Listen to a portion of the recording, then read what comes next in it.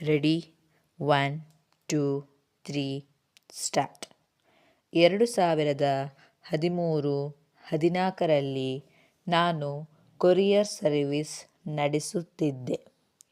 ನನ್ನ ಕಚೇರಿ ಶಿವಸದನ ರಾಮಲಿಂಗಕಿಂಡಗಲ್ಲಿ, ಬೆಳಗಾವಿಯಲ್ಲಿದೆ. 2013-14ರಲ್ಲಿ 6-7 ಜನ ಕೆಲಸಗಾರರು ಇದ್ದರು. ಆ ದಿನ 1ನೇ ಆರೋಪಿಗೆ ನಾನು ಗಾಡಿಯನ್ನು ಕೊಟ್ಟು ಕಳುಹಿಸಿದೆನು. 1ನೇ ಆರೋಪಿ ಚಾಲಕ ಎಂದು ಕೆಲಸ ಮಾಡುತ್ತಿದ್ದನು. ಆ ಸಮಯದಲ್ಲಿ 2ನೇ ಆರೋಪಿ ಸಹ ನನ್ನ ಜೊತೆ ಕೆಲಸ ಮಾಡುತ್ತಿದ್ದ. ದಿನಾಂಕ 11/6/2013ರಂದು ನಾನು 2ನೇ ಆರೋಪಿಯನ್ನು ಇಳಕಲ್ಲಿಗೆ ಕಳುಹಿಸಿದ್ದೆನು.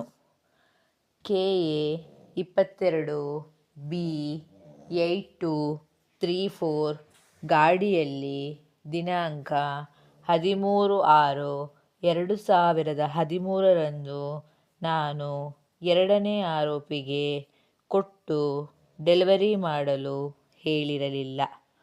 ಸಾಕ್ಷಿ ಮುಂದುವರೆದು 1ನೇ ಆರೋಪಿಯು ಸಂಕೇಶ್ವರದಲ್ಲಿ ನಾನು 2ನೇ ಆರೋಪಿಯನ್ನು ಕರೆದುಕೊಂಡು ಹೋಗುತ್ತೇನೆ ಎಂದು ಹೇಳಿದ ಎಂದು ಸ್ವತಃ ನುಡಿಯುತ್ತಾರೆ.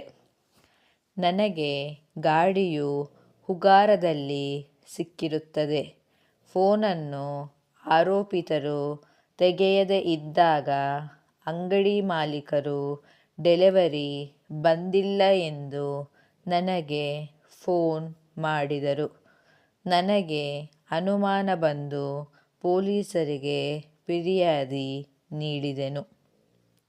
ನಂತರ ಹುಡುಕಿದಾಗ ಉಗಾರದಲ್ಲಿ ಗಾಡಿ ಸಿಕ್ಕಿರುತ್ತದೆ. ಅಧಿಕೃತವಾಗಿ ನಾನು 2ನೇ ಆರೋಪಿಯ ಜೊತೆ ಗಾಡಿಯನ್ನು ಮತ್ತು ಮುದ್ದೆಮಾಲುಗಳನ್ನು ಕಳುಹಿಸಿಕೊಟ್ಟಿಲ್ಲ. ಆದರೂ ಸಹ ದುರುದ್ದೇಶದಿಂದ ಆರೋಪಿಯ ಹೆಸರನ್ನು ಹೇಳುತ್ತಿದ್ದೇನೆ ಎಂದರೆ ಸರಿಯಲ್ಲ. 1ನೇ ಆರೋಪಿ ಫೋನಿನಲ್ಲಿ 2ನೇ ಆರೋಪಿ ನನ್ನ ಜೊತೆ ಇದ್ದರು ಎಂದು ಹೇಳುತ್ತಿದ್ದರು. ಆದರೆ 2ನೇ ಆರೋಪಿ 1ನೇ ಆರೋಪಿ ಜೊತೆ ಇದ್ದುದನ್ನು ನಾನು ಕಣ್ಣಾರೆ ನೋಡಿಲ್ಲ ಎಂದರೆ ಫೋನಿನಲ್ಲಿ 2ನೇ ಆರೋಪಿ ಜೊತೆ ಸಹ ಮಾತನಾಡಿದೆ ಎಂದು ಸಾಕ್ಷಿ ನುಡಿಯುತ್ತಾರೆ. 2ನೇ ಆರೋಪಿ ಕಳುವು ಮಾಡಿದ್ದಾರೆ ಎಂದು ಹೇಗೆ ಹೇಳುತ್ತೀರಾ? ಗಾಡಿಯನ್ನು ನಾನೇ ಕಳುಹಿಸಿಕೊಟ್ಟಿದ್ದರಿಂದ 2ನೇ ಆರೋಪಿ ಸಹ 1ನೇ ಆರೋಪಿ ಜೊತೆ ಸೇರಿ ಮೊಬೈಲ್ಗಳನ್ನು ಕಳವು ಮಾಡಿರುತ್ತಾರೆ ಎಂದು ಹೇಳುತ್ತೇನೆ.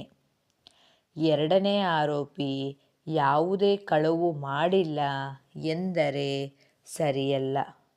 ವೈಯಕ್ತಿಕ ದ್ವೇಷದಿಂದ 2ನೇ ಆರೋಪಿ ವಿರುದ್ಧ ಸುಳ್ಳು ಕೇಸ್ ದಾಖಲಿಸಿದ್ದೇನೆ ಎಂದರೆ ಸರಿಯಲ್ಲ. 2ನೇ ಆರೋಪಿ ವಿರುದ್ಧ ಸುಳ್ಳು ಸಾಕ್ಷ್ಯ ನುಡಿಯುತ್ತಿದ್ದೇನೆ ಎಂದರೆ ಸರಿಯಲ್ಲ. 2ನೇ ಆರೋಪಿ ಯಾವುದೇ ತಪ್ಪು ಮಾಡಿಲ್ಲ ಎಂದರೆ ಸರಿಯಲ್ಲ. ಆ ದಿನ 2ನೇ ಆರೋಪಿ ನನ್ನ ಜೊತೆ ಮಾತನಾಡಿಲ್ಲ ಎಂದರೆ ಸರಿಯಲ್ಲ. ಫಿರ್ಯಾದಿಯಲ್ಲಿ ಮತ್ತು ನನ್ನ ಮುಖ್ಯ ವಿಚಾರಣೆಯಲ್ಲಿ ನಾನು ಆ ದಿನ 2ನೇ ಆರೋಪಿ ಜೊತೆ ಮಾತನಾಡಿದ್ದೆ ಎಂದು ಹೇಳಿಲ್ಲ.